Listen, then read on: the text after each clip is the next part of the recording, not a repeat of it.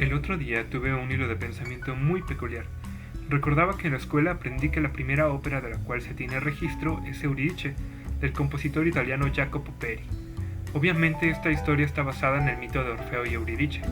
Eso me recordó que la primera vez que escuché ese mito fue en Saint Seiya, en la saga de Hades.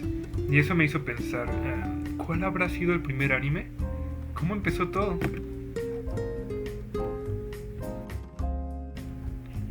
En 1895, después de haber patentado el cinematógrafo, los hermanos Lumière rodaron la primera película en la historia del cine, Salida de los obreros de la fábrica Lumière en Lyon-Montplaisir.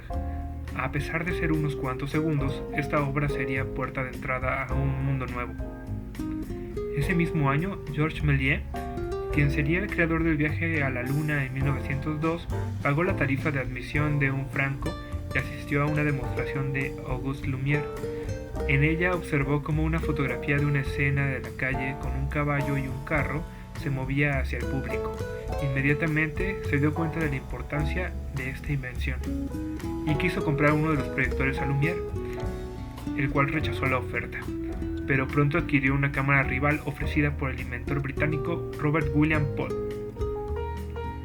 Mientras Méliès filmaba una escena callejera para una de sus películas de 1896, descubrió que la película se había atascado dentro de la máquina. Mientras la examinaba, notó que la brecha resultante había creado una curiosa ilusión. Un carruaje moviéndose a lo largo de la calle parecía haber sido reemplazado de repente por un coche fúnebre. Entonces, vio que el dispositivo tenía un tremendo potencial para extender la fantasía y la imaginación, y desde este punto no paró de experimentar, consiguiendo inventar los efectos especiales en el cine.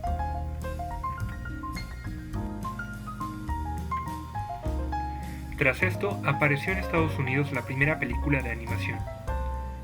Esta usó un recurso cinematográfico totalmente de vanguardia, el paso de manivela americano, mejor conocida actualmente como stop motion. Esta técnica permitió que el director y productor James Stuart Blackton diera vida a su obra.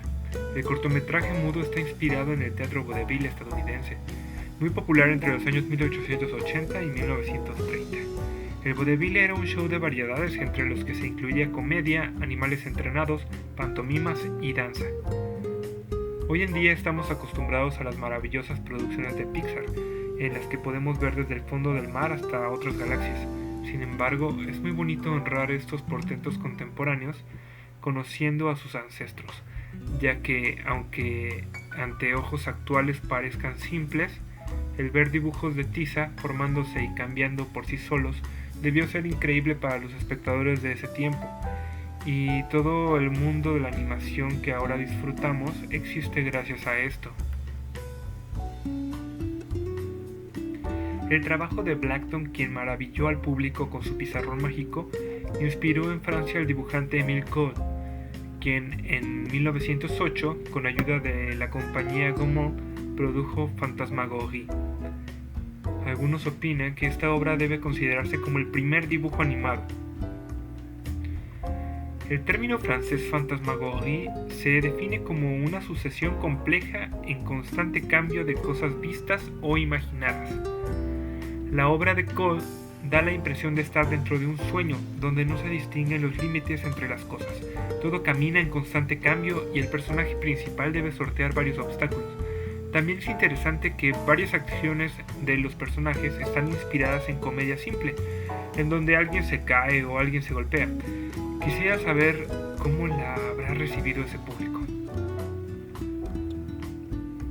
Si el movimiento cinematográfico resulta del engaño del ojo, mediante cierto número de imágenes sucesivas, y que el número de estas imágenes es fijo y que la película puede conservar cualquier impresión, debe ser posible reemplazar la fotografía por un dibujo y obtener el mismo resultado físico, pero creando con el lápiz seres de fantasía.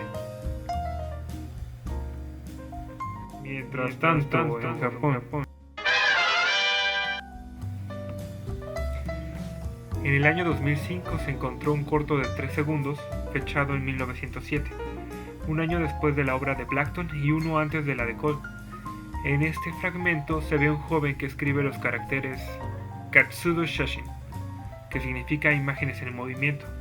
Con base en el texto en japonés, La investigadora Sandra Annett dedujo que la película estaba destinada a un público nacional que podía leer kanjis, a diferencia del cine mudo, sin escritura, con objetivos más internacionales, como Phantasmagoria.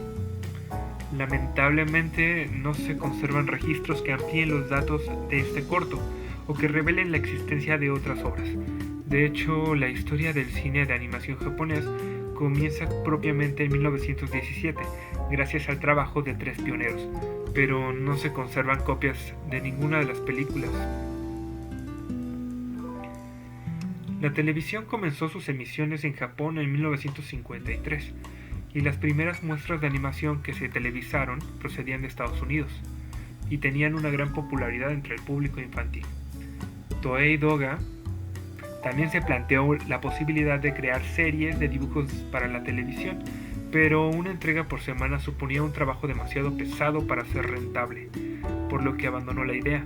En cambio, Osamu Tezuka decidió afrontar el reto que ello suponía, naciendo así el 1 de enero de 1963 la primera serie de animación japonesa con entregas semanales de 30 minutos. El tema elegido fue el personaje de manga que el propio Tezuka había creado para aparecer periódicamente en una revista shonen, el robot Tetsuwan Atom.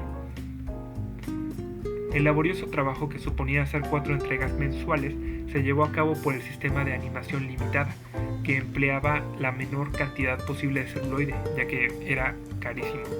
La serie se ganó enseguida la aceptación infantil.